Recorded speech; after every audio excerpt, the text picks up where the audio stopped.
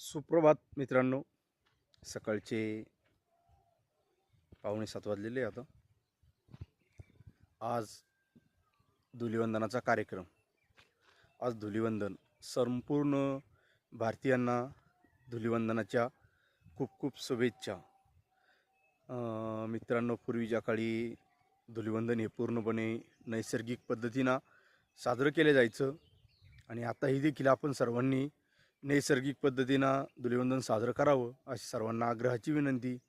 कारण येणारे कलर वगैरे जे याच्यात प्रचंड प्रमाणात केमिकल येतं, त्यामुळं काही काही लोकांचे चेहरे खराब होतात.